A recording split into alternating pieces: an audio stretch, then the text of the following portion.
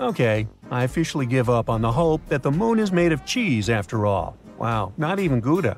The shiny lunar ball, or a curved banana, or half of a coin, depending on what phase it's in, has different layers inside, just like Earth. One of these layers is called the inner core. About 20 years ago, scientists were observing how the moon rotates. Using that data, they concluded that it had a fluid outer core. But the inner core was hard to study, so they didn't know if it was solid like a rock or molten like a hot liquid. But things are clearer now. Astronomers have collected data from different missions, including the Apollo missions, where astronauts went to the moon and gathered information themselves. Plus, they've used a special technique called seismic data. This method is all about studying how sound waves move through things. Take earthquakes on our planet as an example. When an earthquake happens, it creates waves that travel through the ground. Scientists can detect and analyze these waves to learn more about Earth's interior. The same idea can apply to other objects in our solar system, or planets, or, in this case, the moon. When quakes or moonquakes happen, they generate sound waves, and by carefully listening to and studying these waves, scientists can create a detailed map of what's inside the object. They can figure out things like different layers, what they're made of, and how they're arranged. To check the moon's deep interior, scientists also use something called laser ranging.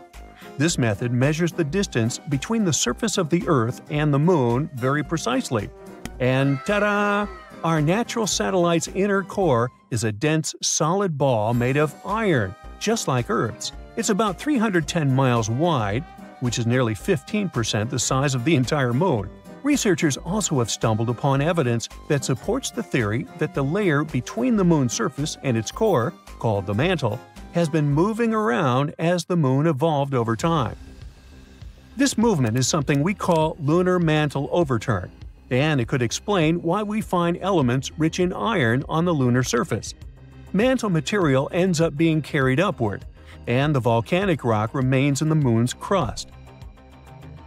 Some of the materials in this rock were too dense, like me, so they just sank back through the lighter crust material all the way to the core mantle boundary. It's like a cycle where the moon's mantle material goes up during volcanic activity, carries iron-rich elements to the surface, and then sinks back down. There's another mystery scientists have been trying to solve. What caused the moon's magnetic field to weaken and nearly disappear over time?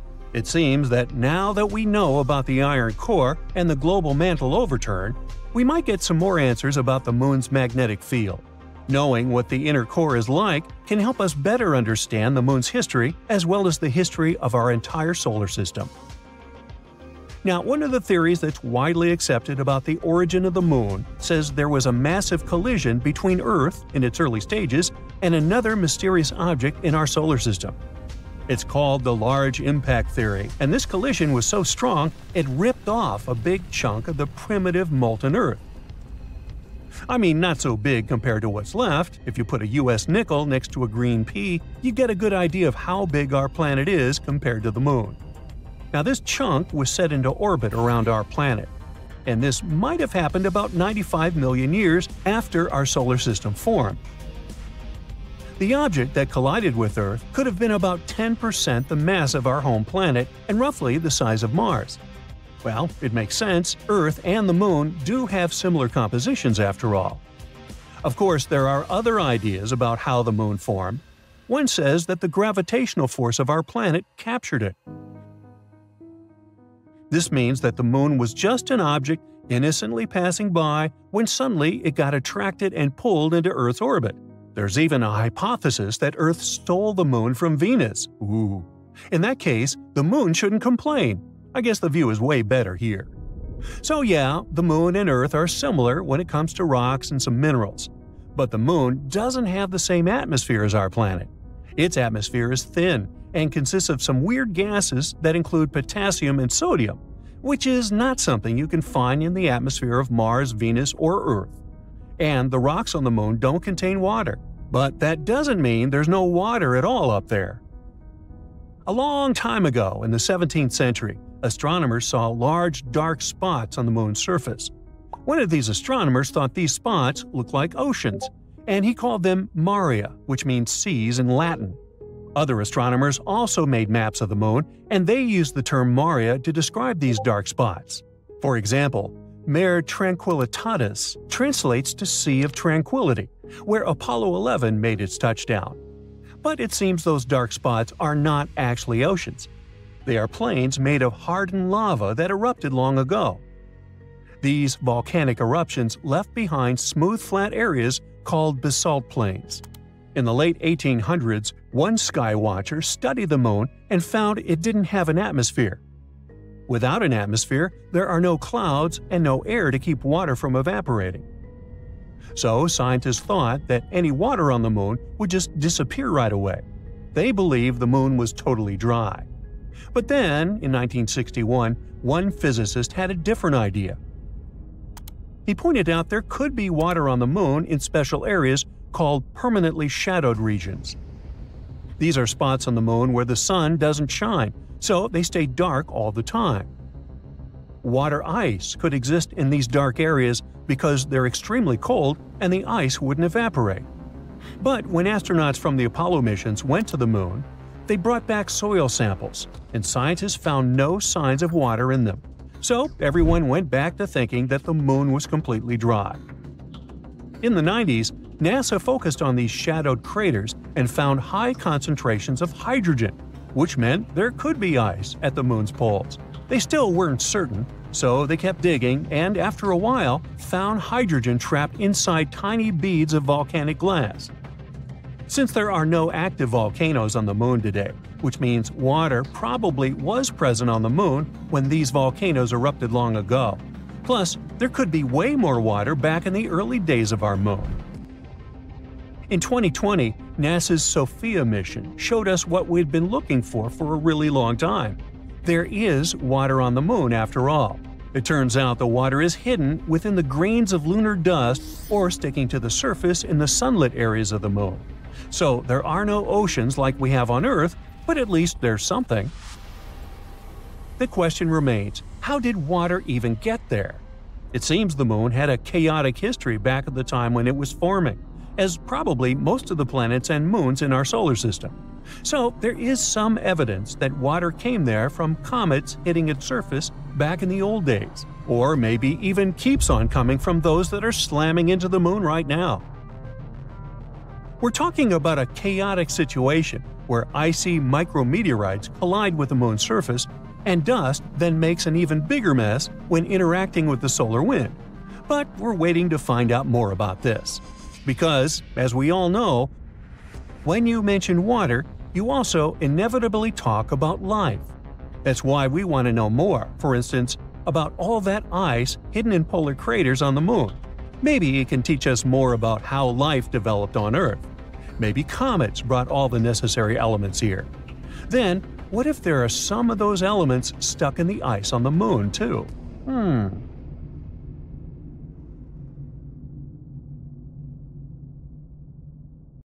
Well, guess what? Blue Origin, the company owned by Jeff Bezos, has sent dinosaur bones to outer space. Can you believe it? Why? Well, it's all part of their Dream Big initiative to inspire people, especially students, to reach for the stars. On April 14, 2021, they launched almost 200 pieces of dinosaur bones into space using their new Shepard rocket. These bones are super old, like between 66 million and 70 million years old. They were fragments from a dinosaur called a Dromaeosaurus, which was part of a raptor family. It was kind of like a bird, but also a fierce hunter. It was about 7 feet long and had sharp claws on its feet. These guys were really good at hunting and slicing into their prey, you think? Can you imagine how cool it would be to see a real dinosaur like that? The bones were carefully packed into a small container that was about 4 inches long. Then, on April 14th, they launched into space on a test flight of Blue Origin's new Shepard rocket. The rocket went 65 miles above the ground, which is a little above the point where Earth ends and space begins. The dinosaur bones were in space for about 10 minutes and 10 seconds. Alongside them were more than 25,000 postcards from members of the Club for the Future, which is a special group that Blue Origin created to inspire future generations.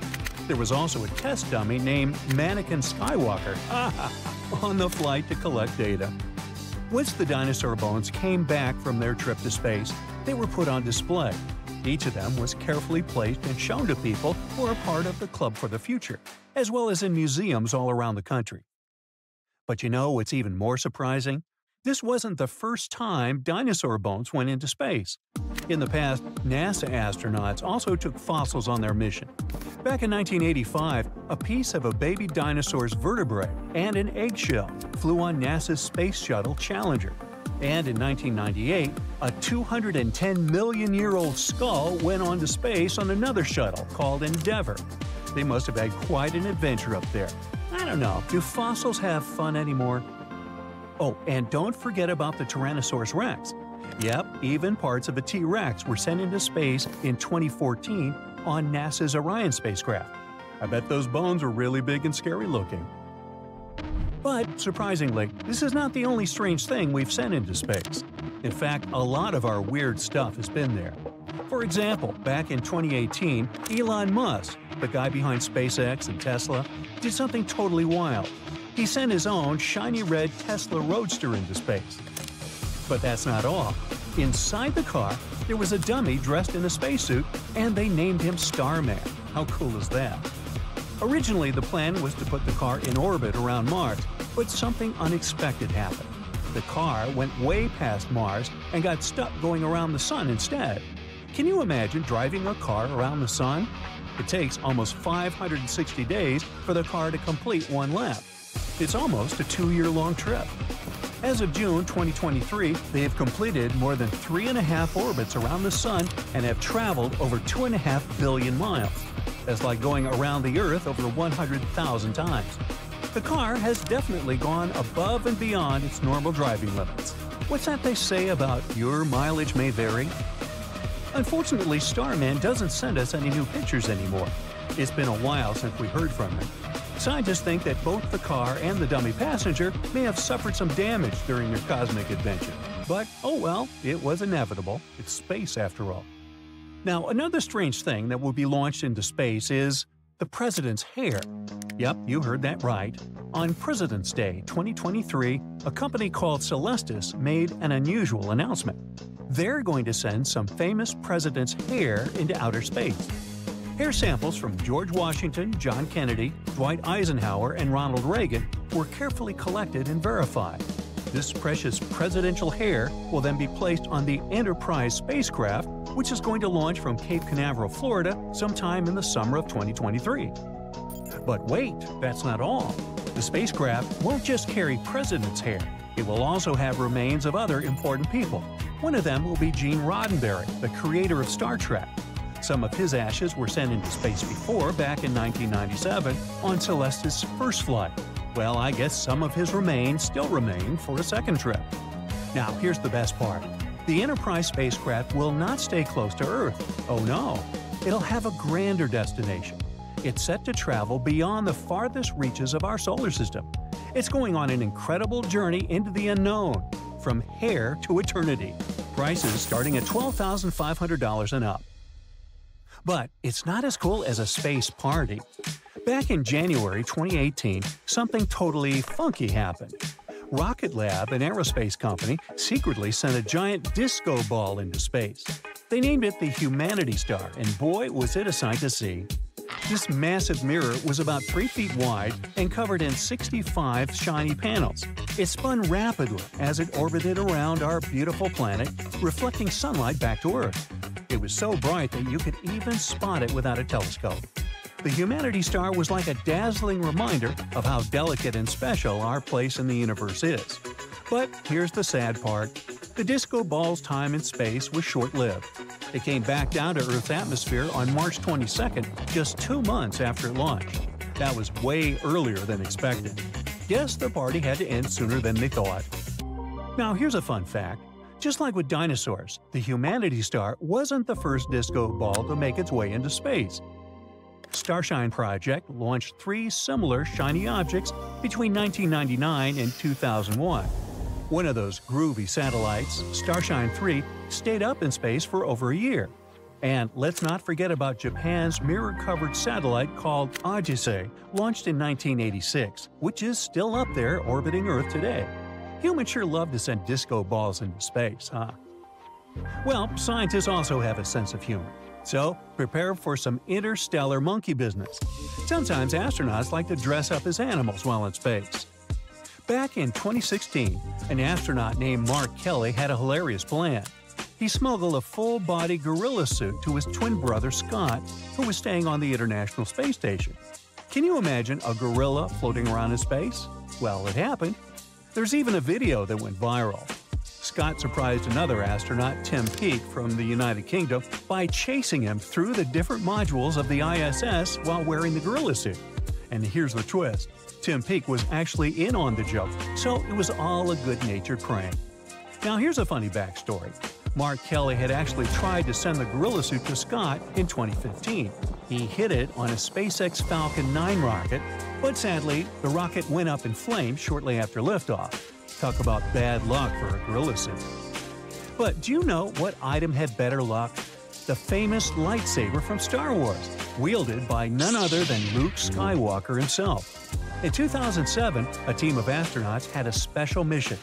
Alongside assembling the Harmony module on the International Space Station, they brought along Luke Skywalker's lightsaber. It was a tribute to the iconic movie series that inspired so many space lovers.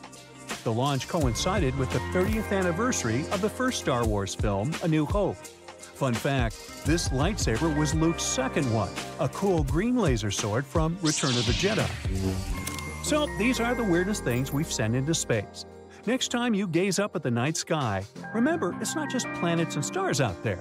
It's a cosmic playground filled with strange and wonderful objects from our very own Earth. And who knows what peculiar items will venture into space next?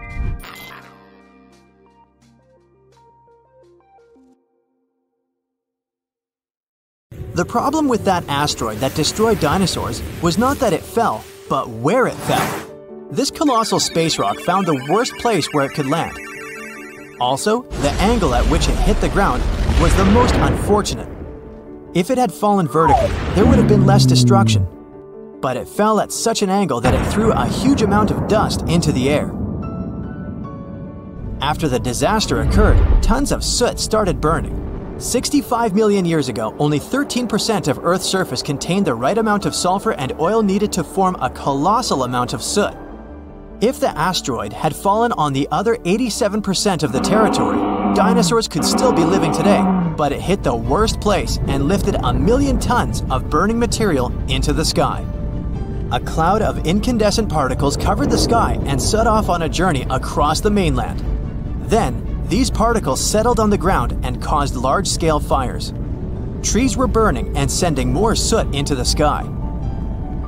But the asteroid collided not only with rocks, it fell on the coast in a place where the seabed was filled with sulfate.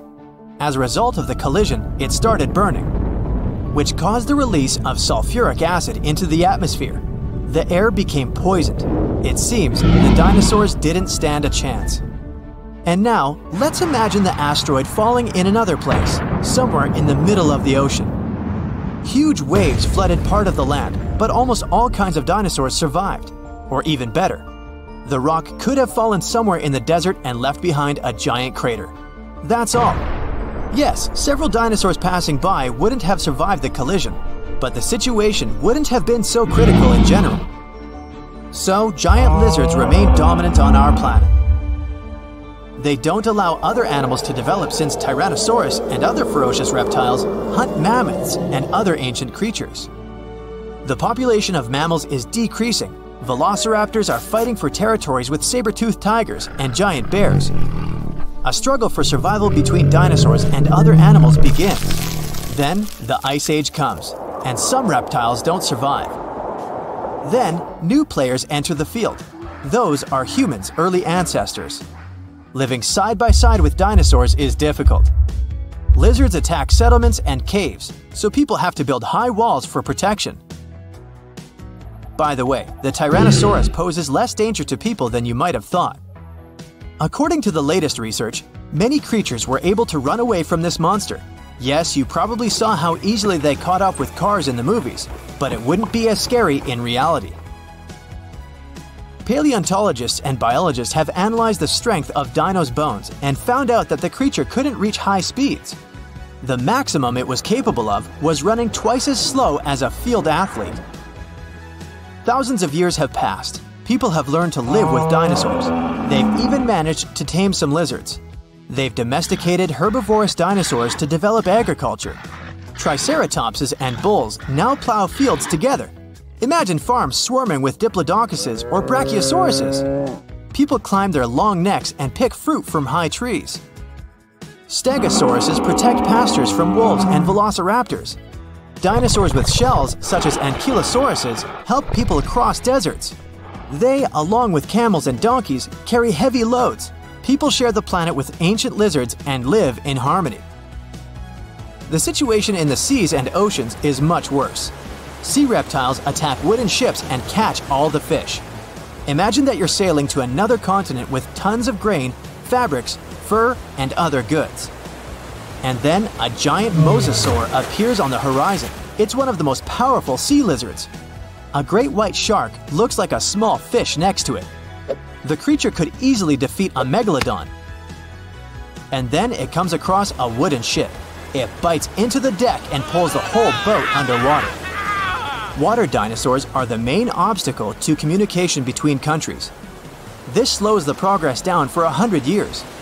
People built metal ships to withstand the attacks of the mosasaur. And finally, they managed to establish sea connections. A similar problem occurs when the first planes take off into the sky. Imagine you're flying on a passenger Boeing. You look out of the window and see a pterodactyl. Ah, wait, it's impossible. These winged lizards aren't so fast, but they can catch up with a helicopter or some old biplanes. This poses a serious threat to flights, so people install sound protection systems on board each aircraft. Pterodactyls hear irritating ultrasound from a distance and fly as far away from it as possible. People equip submarines and ships with the same sound shields. Then, after people have learned how to defend themselves from dinosaurs, another problem appears. Lizards are the kings of wildlife, so they displace all other animal species. Dinosaurs run across African savannas, and lizards with fur live in cold winter forests. Lions, wolves, and bears are not the rulers of the wild. Rhinos fight with parasaurolophuses. Stegosauruses attack hippos and take away their territories. Venomous dinosaurs live in jungles. Lizards that can climb trees scare monkeys. Imagine a reptilian ape jumping from one branch to another. To save regular animals from extinction, people have to control the population of predatory reptiles. Huge parks and nature reserves appear in all countries. People transport dinosaurs there and separate them from other wildlife.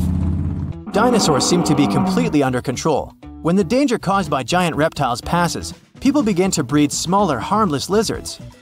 Someone buys a chameleon, and someone keeps a Microceratus at home. There are dinosaur exhibitions. People take these creatures for a walk as if they were dogs. Some people take selfies with reptiles, go shopping, and sit in cafes with small lizards. Dinosaurs aren't formidable now. They're kinda cute.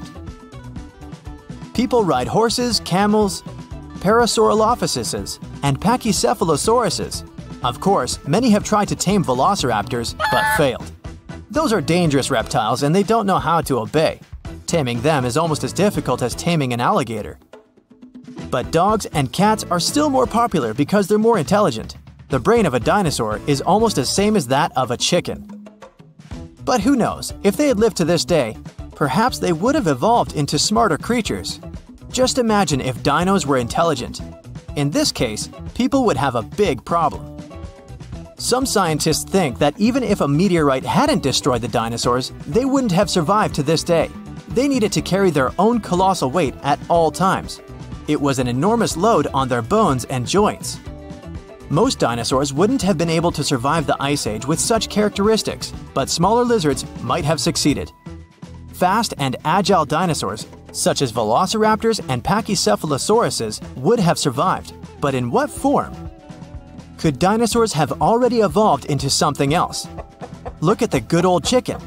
Many scientists believe it's a direct descendant of the formidable Tyrannosaurus. Somewhere deep inside the bird's DNA, there are genes that the dinosaur had. Yep, it's hard to believe, but look at the chicken's body structure and how it walks. Remove the plumage, cover the creature with scales, and give it toothy jaws instead of a beak. And now, you have a mini T-Rex in the coop. And by the way, not only chickens might be the relatives of giant lizards, many birds are dinosaurs' living descendants. Surprisingly, alligators, snakes, crocodiles, and monitor lizards are not as close to ancient reptiles as pelicans, storks, and other flying creatures. Over millions of years of evolution, the paws of dinosaurs turned into wings, and toothy elongated jaws ended up as beaks. The genetics of birds is the key to understanding dinosaurs. Pelicans are similar to pterodactyls, ostriches to velociraptors. Perhaps many other animals also share some genes with ancient lizards. If the meteorite hadn't fallen, all dinosaurs would have evolved into completely different, unusual creatures. Scientists want to carefully study the DNA of birds and try to reverse evolution with the help of genetic engineering. They hope to breed dinosaurs out of eggs one day. But to do this, they need to find a specific genome that hasn't changed over tens of millions of years. It hides in the DNA. And it's not so easy to find it and extract it. Do you think we will see powerful reptiles by 2050? It's normal for planets to be a bit tilted on the side. The Earth is tilted at a 23-degree angle. That's why we have seasons. It's summer when the part of the world where you are leans closer to the sun. It works the opposite way too. It's winter when you lean away from it. But Uranus is tilted more than normal. It lies as a 98-degree angle, which has a huge effect on its seasons. Each season on Uranus takes 21 years to play out. Something to think about the next time we complain that winter lasts forever. Now, here on Earth, we measure distances in minutes and hours, maybe even days. It takes 10 minutes to walk to your best friend's house, or 15 minutes to drive to your favorite cafe. But in space, it's different. It's vast, which means we measure how long it takes to get to a certain point in years, or in most cases, light years.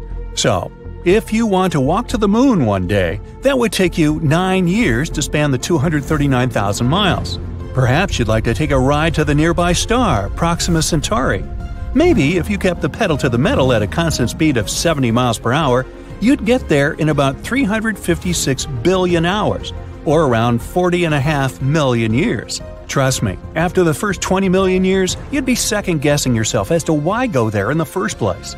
Now, Mars contains the biggest valley, Valles Marineris, we've discovered so far.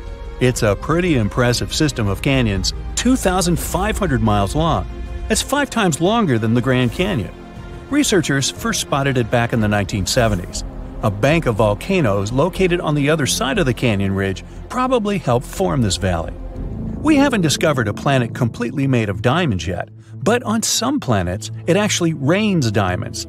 On Jupiter and Saturn, gas giants of our solar system, lightning storms turn abundant methane into soot, which we also know as carbon. The soot falls and transforms into graphite. Further graphite transforms into diamonds with a diameter of about 0.4 inches. Now, before you start figuring out how to book a diamond collecting field trip, know that these diamonds don't last. After they enter the planet's core, they melt. Ever notice how when you're stargazing 2 nights in a row in the same time, let's say 9 p.m., the stars stay in the same place, but the moon doesn't? Well, there are 2 reasons for that. First, it depends on what time you go stargazing. For instance, if you go outside at 8 p.m. and tomorrow you look for it at 11 p.m., you'll see the moon in 2 pretty different places. In this case, even the stars take different places in the sky since our planet is spinning. As you know, it takes 24 hours for it to make one full circle. That means, from our point of view, it seems like both the sky and everything up there is just moving around us one time per 24 hours. In the same way, the sun changes its position, rising and setting every day. So, if you went outside 2 nights in a row at the same hour, in most cases, you'll have to wait for an extra half hour or more until the moon gets back to the same position as the night before. The stars are pretty much standing still. It seems like they're moving, but that's because the Earth is spinning. But the moon is actually moving around our planet and goes through different phases. For example, a new moon is when it's completely dark in the sky. A full moon is when its day side is facing the Earth. It takes approximately a month for it to finish one circle around the Earth. Maybe you'd be luckier on a diamond collecting expedition on this next planet, 40 million light-years away from Earth. Scientists used to call it a super-Earth.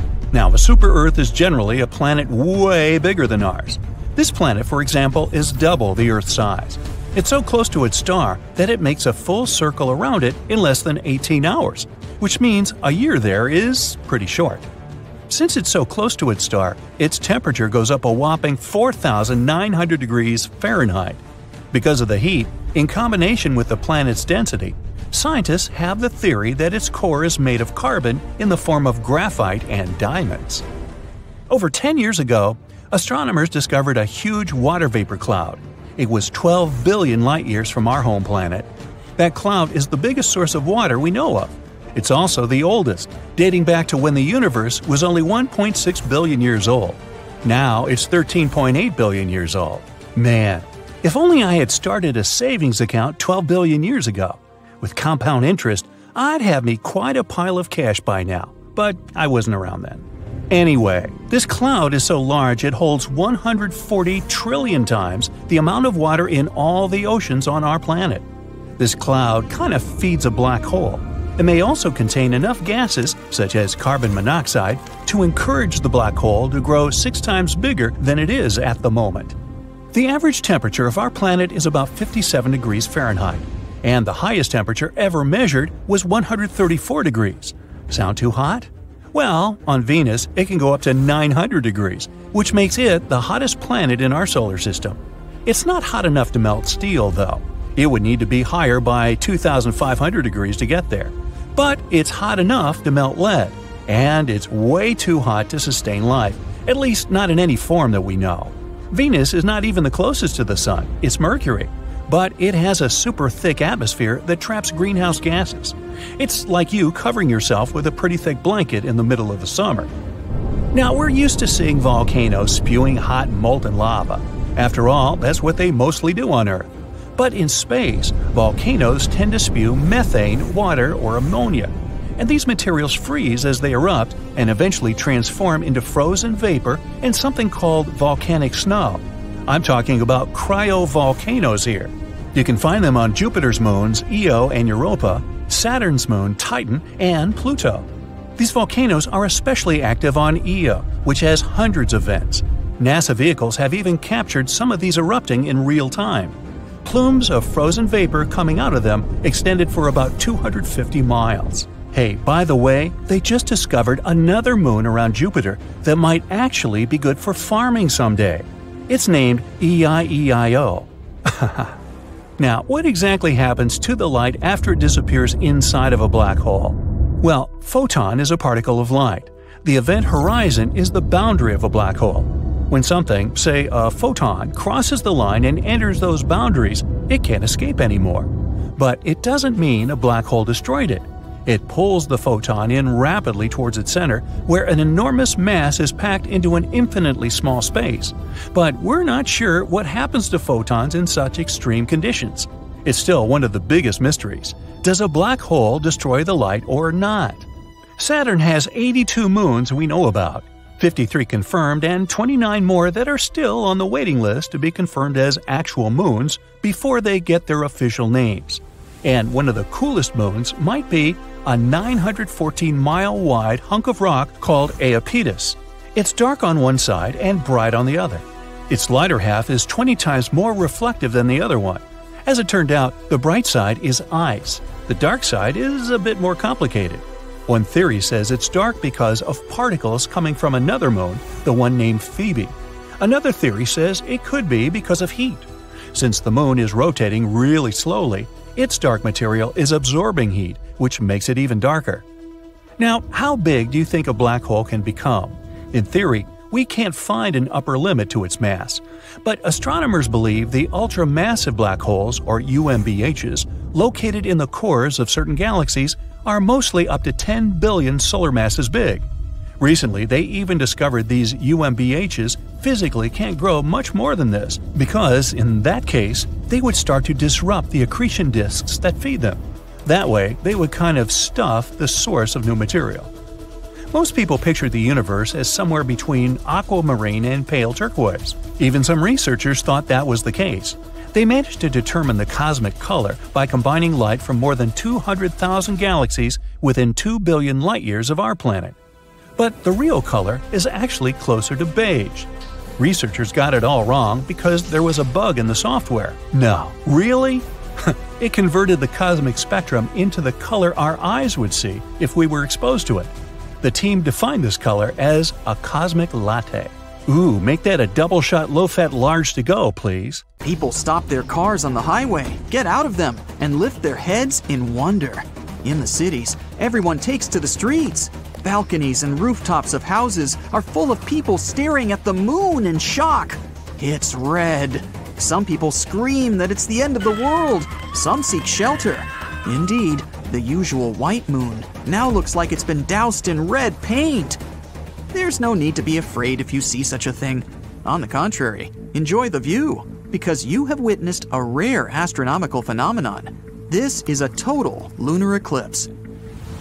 Here's the sun. It's in the center of our solar system. Mercury, Venus, and here's Earth and the moon. The Earth takes 365 days to orbit around the star. At the same time, the moon revolves around the Earth and completely orbits our planet in 27 days. The Earth creates a shadow zone, and sometimes the moon passes through it. The shadow is cone-shaped and gradually narrows. The moon is 238,000 miles away.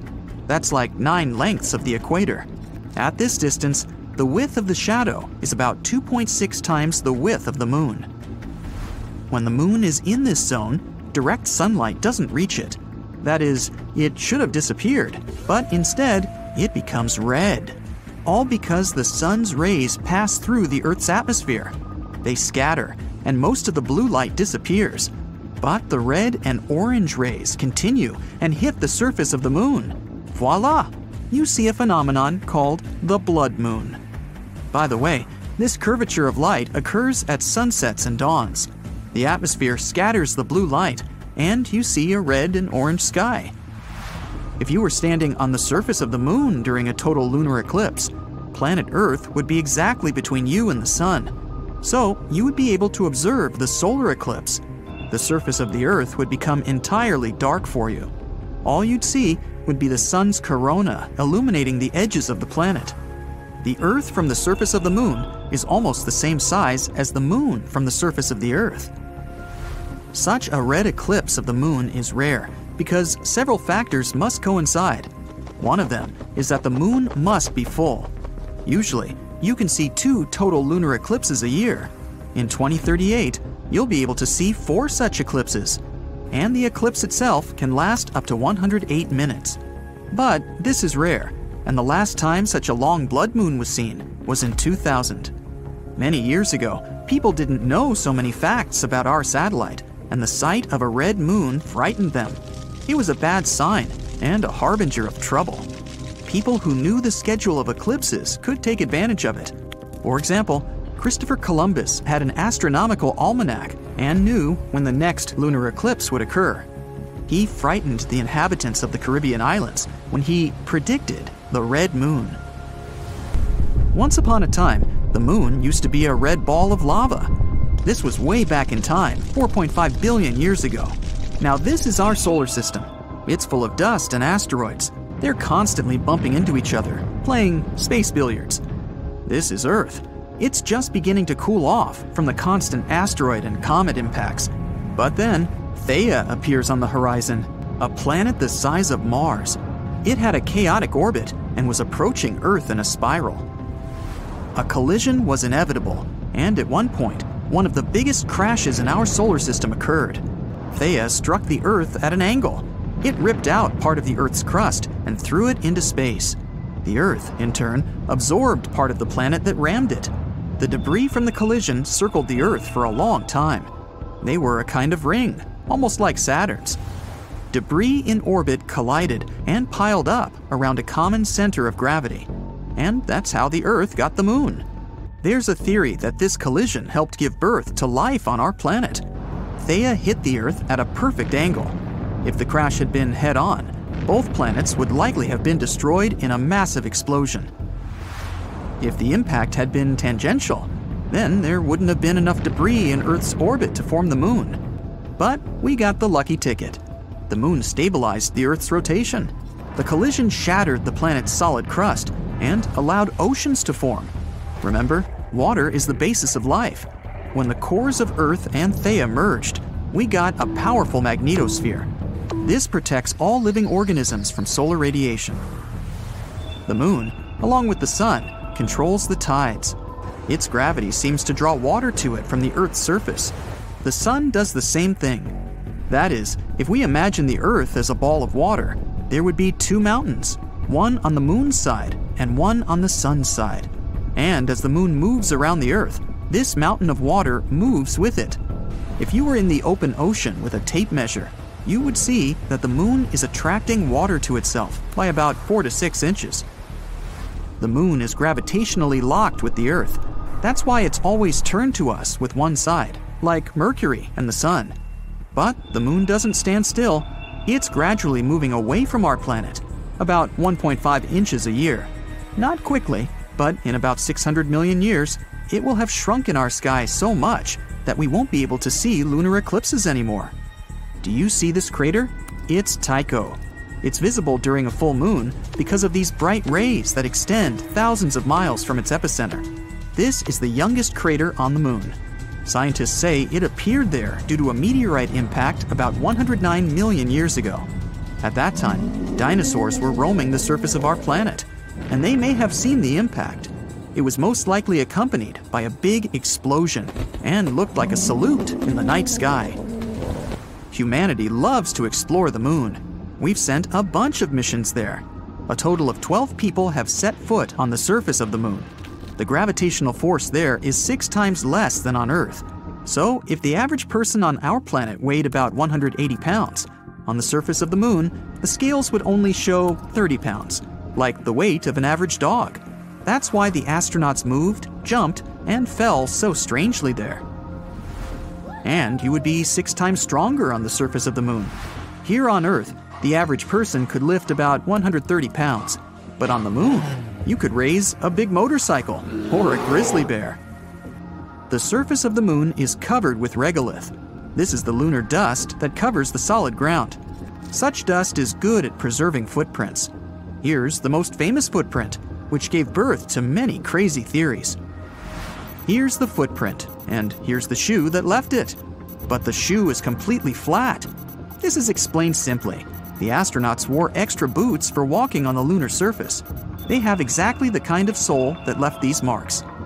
In addition to the footprints, we left many fascinating objects on the moon. Several lunar rovers, a golf ball, flags, and human waste. There's also a lot of broken satellites and rocket parts. All in all, about 413,000 pounds of human-made objects are there. That's the weight of 3 passenger planes, or 31 adult elephants. In the future, we plan to resume missions to the moon. New landers will explore the surface of our satellite to find natural resources there. It's also a great place to test new rovers. We're even going to build something like the International Space Station in the moon's orbit, the Lunar Orbital Platform Gateway. It'll be a convenient platform for exploring our satellite and launching spacecraft into distant space. If you start from here, the spacecraft won't need to spend almost all its fuel to overcome the force of Earth's gravity. So, such a station would save fuel and money. Scientists hope that we'll be able to mine water from the moon's surface. It's been proven that there's ice there, mostly at the bottom of craters where the sunlight doesn't reach. Perhaps we'll send a rover there that can drill down a few feet into the surface, searching for water. Humanity already has the technology to build a full-fledged colony there. It would take up to 3 days to get there. We just need to get enough solar panels and building materials to the moon. There's no atmosphere on the moon, so potential lunar inhabitants would be defenseless against solar radiation. We would have to build houses underground to provide protection. Modern 3D printers will help make construction easy and fast. However, food and water supplies can only be maintained by constant supplies from Earth. The same goes for oxygen. Each rocket launch costs millions of dollars, so for now, colonization of the moon is in question. The moon could also become an object for space tourism. Imagine a spaceship launches from Earth. 3 days on the road, and you're orbiting the moon. The lunar module undocks, and you land on the surface. You ride the rover, explore the craters, then return to the lander. The engines start. The lander returns you to orbit. You dock with the ship and return to Earth. Sounds like some pretty great plans for a week's vacation. Now, you wake up one morning and watch the news while having your morning coffee. They did it again! Those scientists! The news anchor yells on the TV. A report was released a few days ago that the moon is moving further away from Earth's orbit. Its distance extends 2 inches per year. Over the past 2,000 years, it's drifted a total of 260 feet. This isn't too daunting of a distance, but the news has still made people panicked and concerned. They rally together around the planet, uniting to try and stop the moon from escaping Earth's orbit, even though it won't actually leave the orbit for over 1 billion years. But everyone was focused on the past benefits of the moon. It's obvious life on Earth as we know it wouldn't have evolved without its existence. The moon is controlling the tides and the molecules in the atmosphere. Without it, humans, in particular, wouldn't have evolved. So, with an appreciation of the moon, the top brass ordered the best scientists to come up with a solution to push the moon closer towards the Earth. A giant thruster engine was built on the dark side of the moon. It was ignited, and the thrusts tried to push forward, but the startup power wasn't strong enough to push the moon. Instead, it tilted the moon's axis, rotating it slowly. As the moon rotated, the scientists hurried to turn it off before the engine reached its full power, as it was headed off course. The brass didn't accept this and ordered them to continue with the objective. The scientists insisted the math wasn't correct and didn't know exactly what may occur. Their concerns were ignored, and they watched as the engine's power increased. The engine slowly pushed the moon, the distance reducing. But as it was provided at the wrong moment, the angle it was aimed at would provide complications. The thrust and gravity from the Earth ensured the moon followed the orbit at a reduced distance. But with the combination of the initial thrust on an indirect angle, the moon was directed away from the Earth, quickly moving further off its trajectory on a path to leave the orbit altogether. As you finish your breakfast and turn the TV off, you go outside to look at the moon. It sits high above, seemingly fine. Surely, the news anchor was just exaggerating. You go to work. The issues of the moon are now just an afterthought. Even if it was true, how could it possibly affect your day? The morning feels normal, just another day at the office, as it turns out. During your lunch break, you head into town and notice on your way that the wind is picking up, getting stronger and colder. It must be a storm approaching. You quickly check on the moon. It appears smaller, about half the size of what it was this morning. But it's midday, so it's supposed to be that size, isn't it? After you finish your meal at the restaurant, you leave to find it's becoming darker. The wind is much stronger than earlier, but there are no storm clouds in the sky. People in the streets are pointing towards the sky, shocked at something, probably an eclipse. As people begin running in the streets frantically, you look above and can't see the moon. Confused by everything, you decide to head home for the day. When you arrive home, you turn on the TV. The news anchor, who is now more serious than earlier, explains that the moon has left the Earth's orbit altogether and is flying off somewhere into space. The loss of the moon means the daily cycle has changed. Now, there are only 6 to 12 hours of sunlight a day and over 1,000 days per year. I only have to work half as much, you say excitedly, pumping your arms in the air. The lack of the moon creates a completely different world. The pull of the moon's gravity is what keeps the Earth in a place at 23.5 degrees angle, ensuring the weather patterns and normal days that we're accustomed to. Baffled by all the scientific information, you go outside to just confirm you aren't being pranked. The shorter working week seems too good to be true. As you look out into the sky, you notice the stars are brighter than you have ever seen. You can clearly see the outline of the Milky Way's arms. The stars are far more numerous than you remember, with Venus glowing far brighter than them all. It's a beautiful sight, but you're not sure whether a clearer night sky was worth the moon's removal. You have never been interested in astronomy. You decide to go to bed. It's a good idea to adjust to the new night and day cycle. You set your alarm for 2 hours. That should be enough, you say to yourself happily. Tomorrow is Saturday, after all. You need to get up early to go surfing. Gotta catch those high tide waves. You wake up, get your things together, and drive to the beach. The news on the radio explains some issues about how the Earth is now more defenseless to asteroids without the moon. Then they talk about some issues with the tides. Something about how the tide is now 1/3 the size it used to be before. You're unsure how this could affect the waves. Maybe it means they will be larger. You park at the beach, grab your board, and look towards where the surf should be. It should be high tide, but the sea is somehow a lot further away than normal. You shrug off the hurdle of having to walk towards the water. After a long, enthusiastic walk toward the gnarly waves, your mood changes as you approach, staring blankly at the tiny waves. Upset, you head home. While driving, you listen to the news and pay more attention to the information provided. In place of structured seasons, there are only erratic weather patterns. Winds are faster and stronger, creating more powerful storms, and in some places, there are just stagnant conditions. The equator is no longer always warm. The poles aren't constantly cold. The depths of water shrink. Tides only adjust to the sun's gravity, reduced to 1/3 of the pre-moon depths.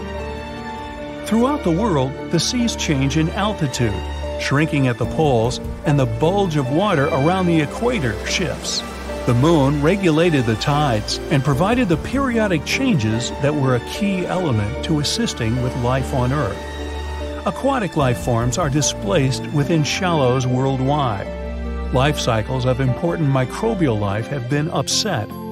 You couldn't imagine that something as simple as a change in the tides could be so important to billions of life forms. Water and precipitation, which is distributed across the globe, cannot provide sustenance where they did before. The weather has become more extreme, hotter for longer periods and colder for other parts of the Earth. Over time, some thousands of years in the future, dry deserts will transition into ice ages. These intense changes disrupt the natural order of all things for life on Earth. Not only did the moon control the tides and weather, but it used to pull molecules within the atmosphere as it moved. The now constant movement disrupts molecules, creating barriers for future evolution.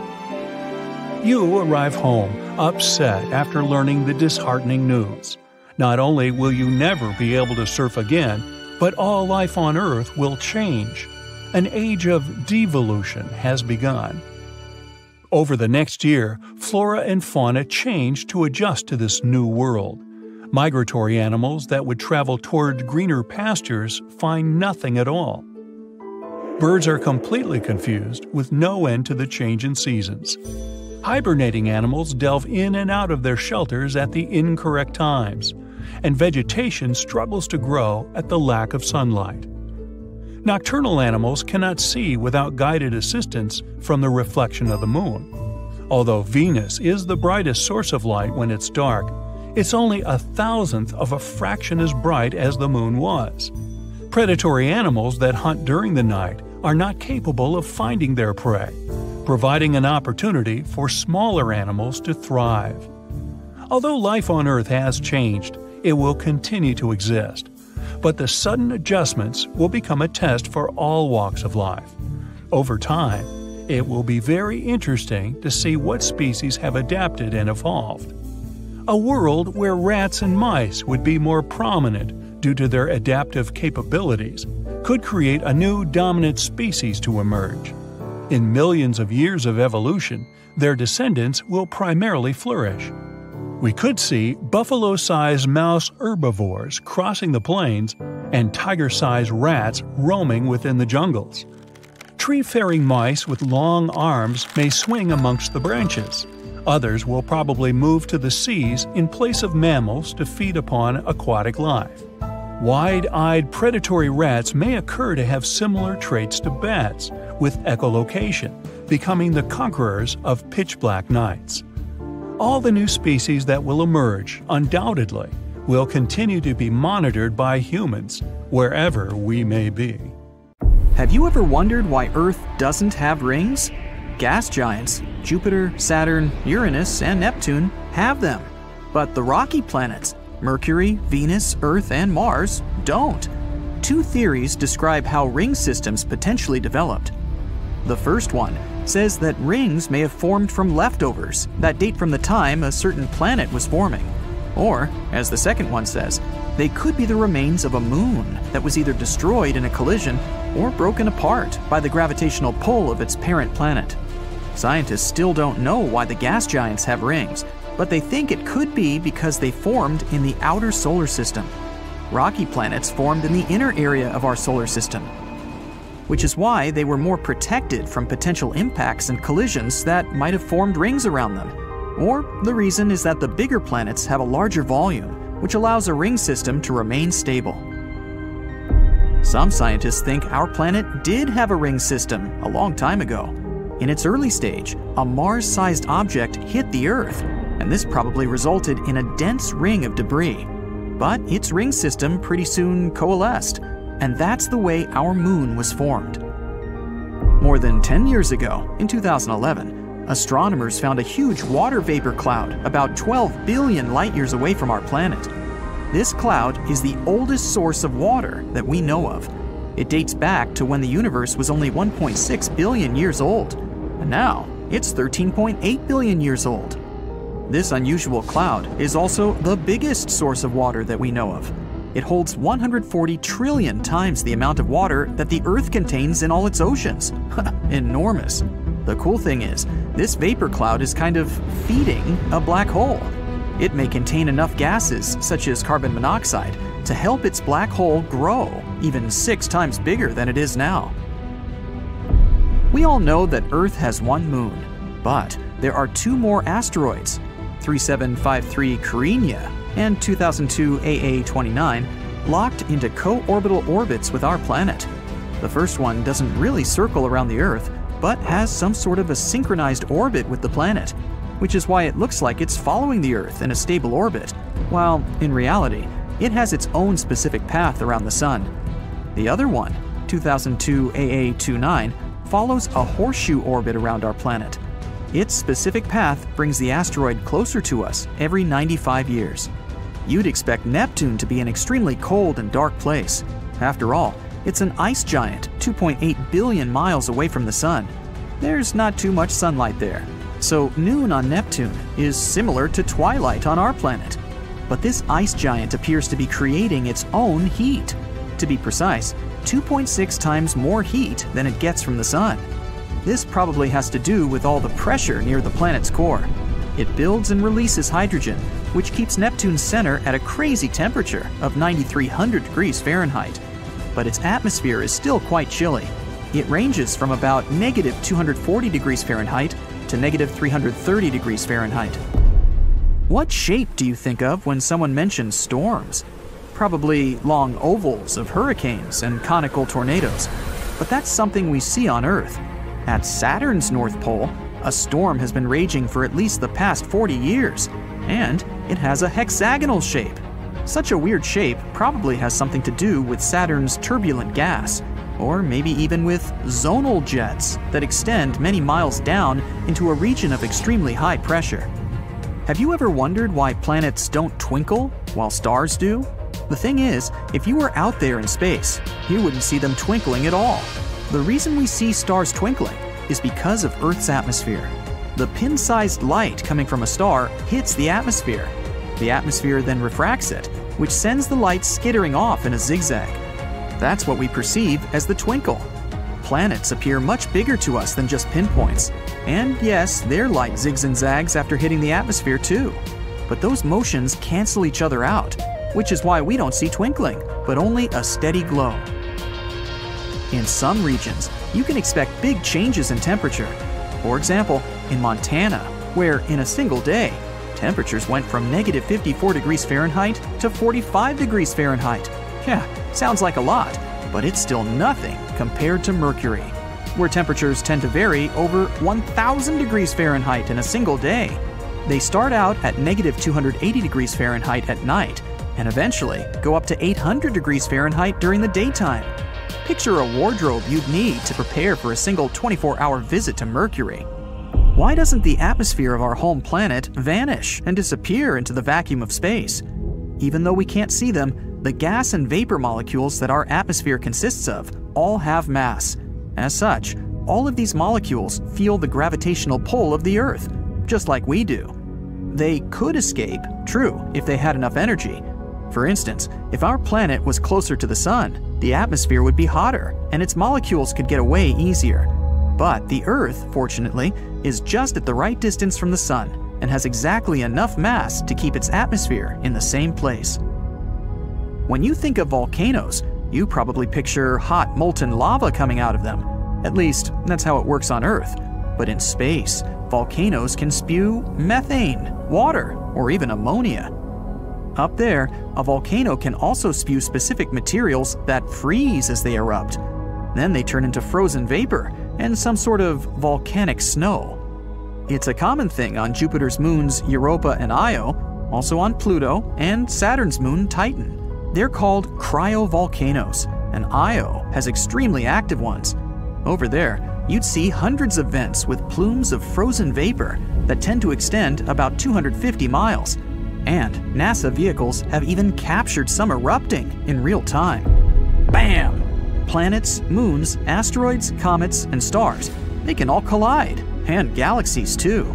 Our galaxy, the Milky Way, is 2.5 million light-years away from Andromeda, our closest galactic neighbor. Astronomers believe the Milky Way is on a collision course that will destroy both galaxies in the distant future, or at least galaxies as we know them. The two galaxies are going faster and faster toward each other at a rapid clip, 250,000 miles per hour. It will be chaotic, and many planets and stars won't survive the collision. Eventually, these two massive entities will merge and turn into a completely new, unrecognizable galaxy. But here's a small comfort. Scientists assume this is not scheduled to happen for another 4 billion years. In case you want to fuse two pieces of metal together, you already know the only way to do that is to apply heat so these pieces can reach their melting points. In space, you don't need heat to do such a thing, or basically any action at all. We call it cold welding, and such a phenomenon happens when you slide the metal pieces over each other. In that case, they wear away their protective oxide layers. On Earth, these layers stop them from fusing, but in space, this type of protection disappears. That's why the electrons from one piece of metal just flow into the other piece. And ta-da! They're one without any effort. Scientists used to believe the Earth was the only planet in our solar system with tectonic activity going on. Tectonically active means plates under the crust are moving. This process releases heat, which then deforms the Earth's surface and leads to its shrinking. But now, we know this happens on other planets too. Mercury is also shrinking, and scientists found it out in 2016 when the Messenger spacecraft orbited the planet and sent back some important data.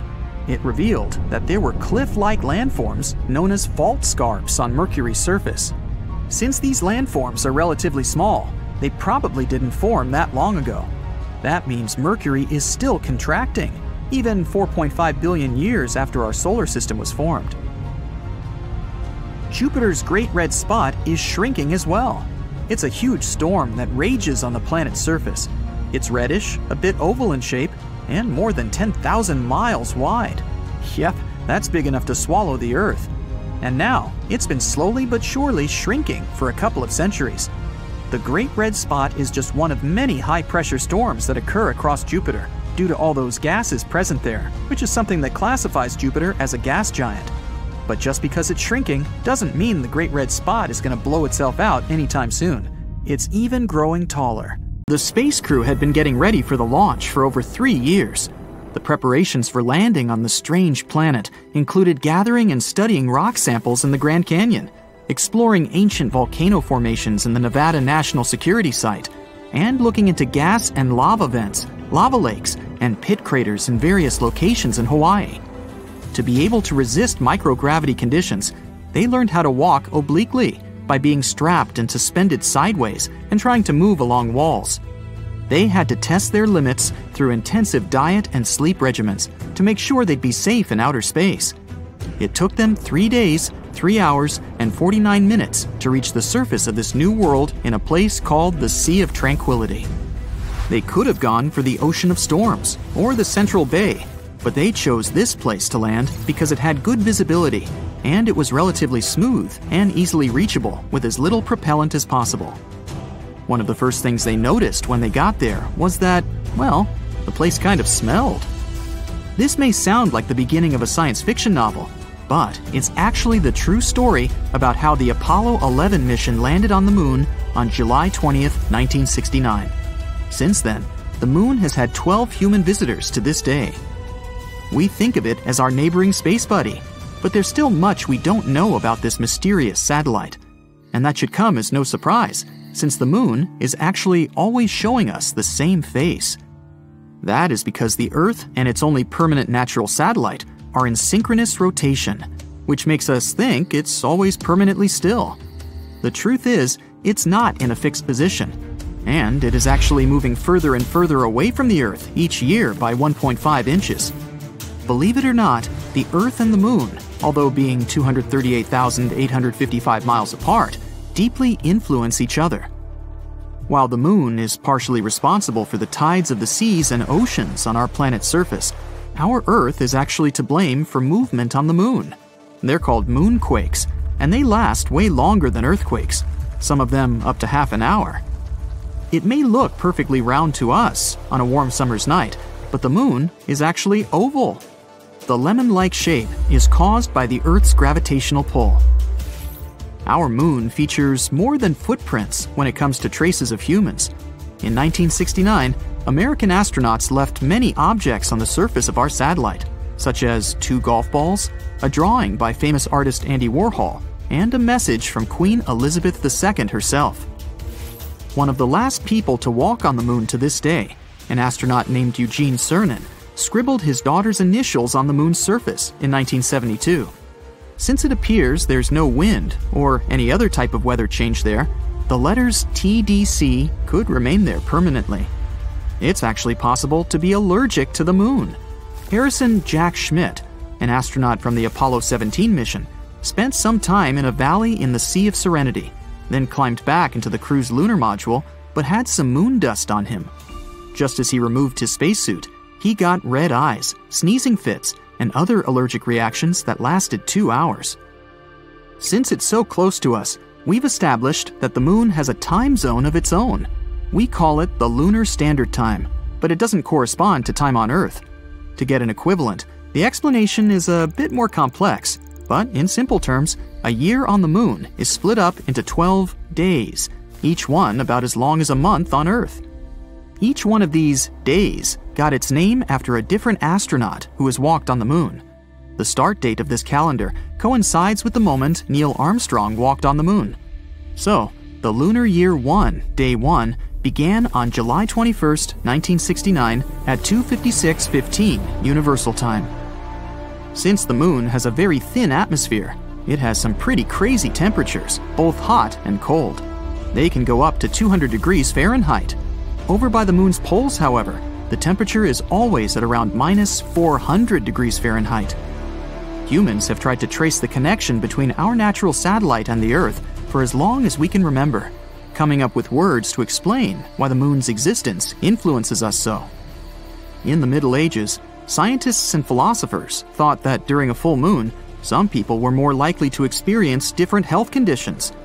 Because they saw this inexplicable connection to the full moon, people with these symptoms were named lunatics, or at times, literally, moonsick. People are not the only creatures living on Earth that are affected by moon cycles. Dog owners are 28% more likely to take their pet to vet emergency rooms during the full moon. You may think that's the reason why wolves have this preference for howling at a full moon, more so in popular culture.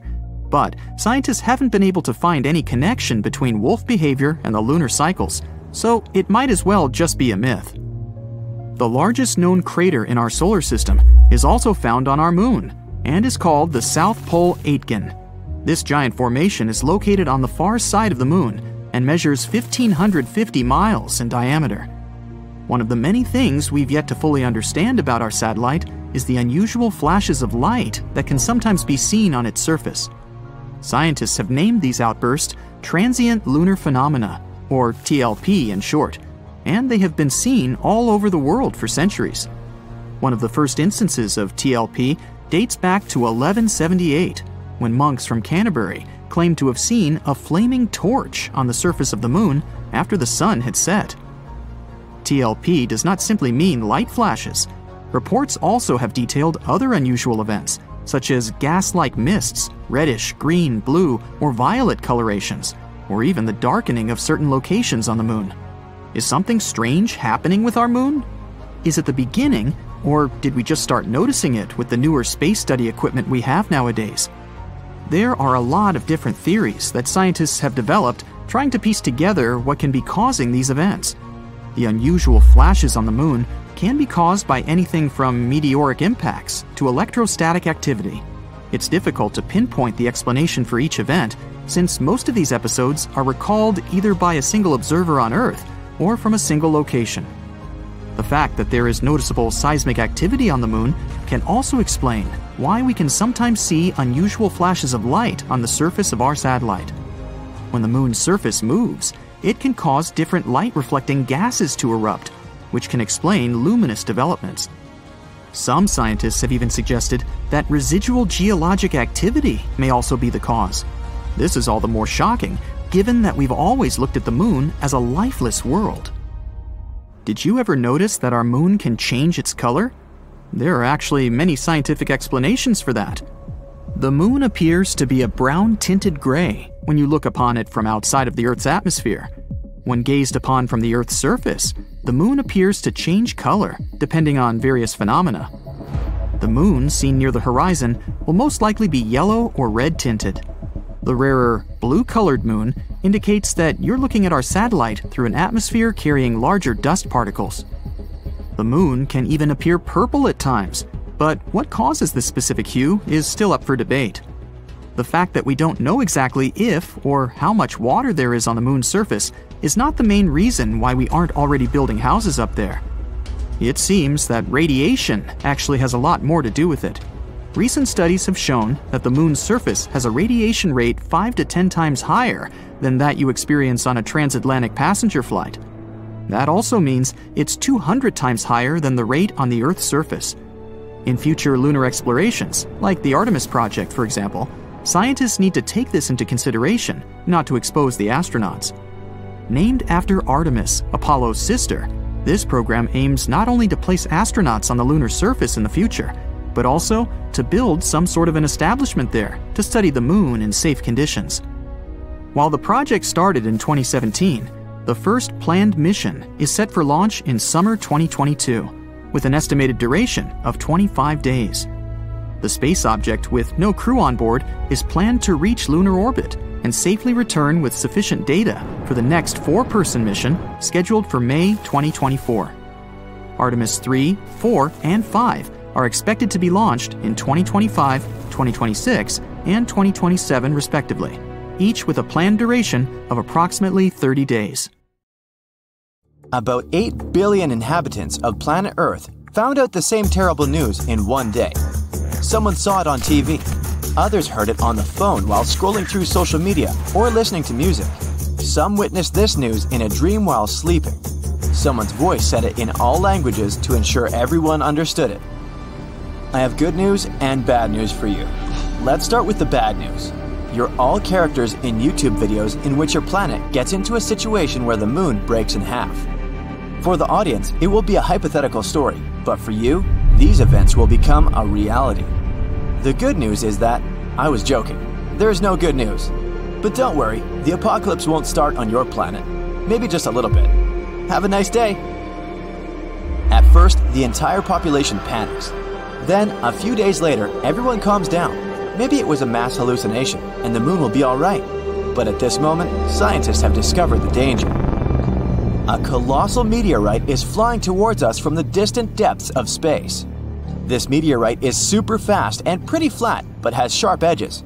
Fortunately, it will miss the Earth by a few thousand miles, but the moon won't be that lucky. The meteorite flies through our Earth's only natural satellite directly in the middle. So it passes through the moon, sweeps past our planet, and flies away into distant space. At this moment, all people can't take their eyes off the moon. The meteorite cuts it perfectly in half, gently, clearly, painlessly. So, what shall we do now? Will the Earth survive this? Our satellite breaks into 2 equal parts, but fortunately, they don't fly away from each other. The moon's great gravity attracts them back like a magnet. Scientists are sure that the parts will connect in a couple of billion years, and the moon will become the same as it used to be. But the coolest thing is that people won't feel any changes. Everyone around the world will celebrate this good news. The voice was wrong. But then, another problem appears. A massive meteorite in the form of a shoe is flying from the deepest space to us. It enters our solar system and approaches the Earth at high speed. The space boot crashes into one half of the moon and then flies away. Now, the moon is definitely breaking into 2 parts. The first half remains in the same place. The second one is flying towards us. A small meteor shower begins on Earth because of the falling moon fragments, but it's not so bad. Most of these rocks are burning up in the atmosphere. But almost the entire split-off half is falling apart around the orbit of our planet. It forms a stone belt. Now the Earth is like Saturn. Rotating fragments destroy part of our artificial satellites. Communication and the internet work inconsistently. It takes people a couple of years to restore a stable connection. The International Space Station no longer exists. Luckily, all the astronauts managed to return to Earth before half the moon got to them. So, moon rocks are flying around the planet, and people see half the moon in the sky. Life doesn't change much for the first few days, but those who live on the coast of the seas and oceans notice the consequences. The moon used to influence the tides. It was flying around the Earth and made oceans take an oval shape. There were tides on the side where the moon was closer. There were ebbs on the opposite side. But now, this schedule is wrong. Half of the moon attracts less water. Yes, the moon lost half its weight and began approaching the Earth. But its gravitational force has become weaker. Seabirds, many species of fish, sea turtles, and other coastal animals may not survive these changes. Their natural instincts associated with the moon help them determine the time for getting food, breeding, and flying south. For example, tiny turtles expect a strong tide in the morning. They run to the water, but the water doesn't reach them. Turtles can't hide in the ocean in time and become dinner for seagulls. Crabs can't lay eggs because the tide has started earlier than usual. Wolves go mad in the woods. They howl loudly every night and can't stop. The whole natural world can't understand what's going on. The human body is also feeling some discomfort. Many people have low and high blood pressure, and some experience severe headaches. Half of the moon changes the entire ecosystem of the planet. Adapting to new conditions will take several tens, maybe hundreds of years. A couple of weeks pass, and people notice the days are now shorter. The moon always slowed the Earth's rotation and made one day last 24 hours. The Earth is spinning faster now. The night and the morning come earlier than everyone is used to. Earth rotation speed has increased and reduced the number of hours per day to 15. People suffer from insomnia or oversleeping. The body needs time to get used to it. Work schedules are changing all over the world. Previously, people came to the office at 9 and left at 6. Now, they arrive at 7 and leave at 2 p.m. Sleep time got shorter, and people are really sad because of this. Progress slows down because the short working time. The technologies of the future are now 20 to 30 years late. Hourly pay remains the same, so bosses now pay less for fewer working hours. The whole moon stabilized the weather and climate on the planet. Look at Mars. It has 2 small moons. They quickly spin around it and rock Mars around on its axis. As a result, strong winds, sandstorms, and thunderstorms often happen on the red planet. Now, the half of the moon that approached us takes the Earth out of stable rotation. This changes the seasonal temperatures in the world. It even gets hotter in hot places. And snowstorms are raging in cold regions. There are short, massive downpours instead of sunny weather. A typical breeze can grow into a hurricane and small waves into a tsunami. The seasons are changing faster now. Winters are colder and summers are hotter. Changing the rotation of the planet affects the Earth's magnetic field. Since the compass and navigation systems are unstable now, we need to recalculate where the north and south are. Birds can't fly south to wait out the winter since they don't know what direction to fly. Their inner compass is broken. Several hundred years have passed. People are entirely accustomed to the new conditions on Earth. New species of animals and fish have appeared. Birds can navigate the sky by the moon again. The planet's economy has been restored. Hourly wages have become higher. People now get enough sleep from 5 to 6 hours a day and work for 4 to 5 hours. The reduction of day and night has also affected the entertainment industry. Movies now last 1 hour. One episode of some TV series lasts 30 minutes. Life goes faster. An average person now lives to be 96 years old. In fact, the passage of time hasn't changed at all. Its calculus did. Several thousand years have passed. People look different now. Now they have big eyes that absorb more light. Half of the moon doesn't shine as bright as the whole thing, so the nights have become darker. It took the human eye a couple of thousand years to develop the ability to see clearly in this new dark. Animals need to navigate better in these conditions, so their eyes have become larger and more sensitive. During all this time, people have cleared the orbit of moon rocks. Several space stations fly around our planet. And again, people hear this strange voice that once told them that they were all characters in one hypothetical YouTube video. This time, the voice says, "Your story ends because the video ends. I'm sorry. Good night." Mars is a dry, rocky, and barren planet. It's difficult to imagine that once upon a time, the red planet could have had a landscape similar to ours. But scientists believe that this is the case and that millions of years ago, Mars was filled with vast oceans of water. In early 2021, NASA sent their most advanced rover yet to the red planet. Its mission is to search for any signs of microbial life that hint at the planet's past. They named the rover Perseverance, or Percy for short. Even Percy's initial landing on Mars itself was a scientific discovery. The rover landed using auto-navigation along with onboard cameras to track the planet's surface and find the ideal spot to land. This helped scientists work out the best landing options for future missions to Mars. Percy currently roams the red planet, guided by a new and highly advanced auto-navigational system. The majority of his day is spent analyzing rock formations. Percy is decked out with a high-tech laser that fires a tiny pinpoint beam into rocks. The laser creates a plasma from the rock samples. Then Percy's onboard spectrograph analyzes the plasma to identify the chemical composition of the rock. Two of Percy's most significant findings so far are rocks that have been nicknamed Mazi and Yigo. These words come from the Navajo dialect, in tribute to a NASA engineer from the Native American Navajo tribe. Mazi means Mars, and Yigo means diligent. These two rocks are both salt-like in composition, meaning they are igneous rocks. If you're not familiar with your rock species, igneous means that the rocks were formed from a volcanic eruption. The current shape of Mazi and Yigo suggests that they have been molded by a watery environment. This could be proof that Mars was once filled with water. Another interesting rock discovered has been nicknamed the harbor seal. This is a dark, smooth rock that scientists believe had been sculpted by powerful northwesterly winds to resemble the playful marine animal.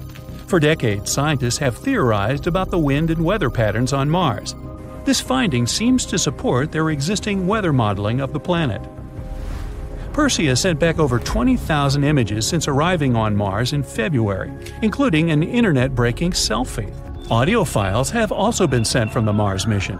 For the first time ever, we can listen in to the eerily and ambient sounds of extraterrestrial winds on the Martian landscape, all thanks to the rover's onboard microphones. For the first time ever, oxygen has been produced using human technology on another planet. Inside Percy is a gold-plated box around the same size as a car battery. This is the MOXIE unit. MOXIE stands for Mars Oxygen In Situ Resource Utilization Experiment. Yeah, that's a bit of a mouthful. 95% of Mars' atmosphere consists of carbon dioxide. The MOXIE unit diffuses the carbon dioxide and, through an intricate chemical process, turns it into oxygen. The unit has produced a modest but still historic 5 grams of oxygen. This works out to around 10 minutes of breathable air. It's also a good sign for what could come in the future. Who knows? Maybe one day MOXIE can produce enough oxygen to support a human colony on Mars. For now, scientists are more focused on MOXIE producing enough oxygen to create rocket fuel. In order to propel the standard-sized modern-day spacecraft off of Mars, you would need 7 metric tons of rocket fuel and 25 metric tons of oxygen. This would be far too heavy for a spacecraft to bring from Earth. So, if there is ever to be a manned mission to and from Mars, there needs to be some way to create fuel on the planet. For those of you worried about Percy being lonely, he actually has a special companion up there with him. Stowed inside the rover on his descent to Mars was a small but expensive helicopter named Ingenuity, but you can call her Ginny for short. The mini-helicopter cost NASA $80 million to develop, but every penny was worth it as Ginny made history by performing the first powered drone flight on another world. Ginny was a massive scientific feat, as engineers originally struggled to design a helicopter dinky enough to be stowed on an interplanetary rover, but powerful enough to take flight on another planet. After the success of Ginny, scientists are now collecting data from the one-of-a-kind helicopter to aid in the design of smart micro-drones here on Earth. The helicopter is used to explore terrain that is unsuitable for the rover. Ginny hovers over the Martian landscape, collecting data and taking aerial photographs to send back to Earth. Ginny is powered by solar panels above the rotor blades. A big concern for scientists was that the panels would get covered in thick coatings of Martian dust and leave the helicopter powerless. Luckily, airflow from the blades actually self-cleans Ginny's solar panels.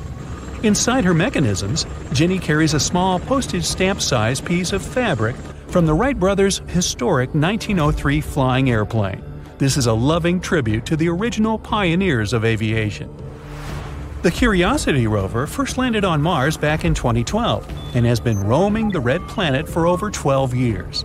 Curiosity wasn't designed to detect life as Perseverance was, but instead to determine if Mars had any of the necessary elements that could sustain life.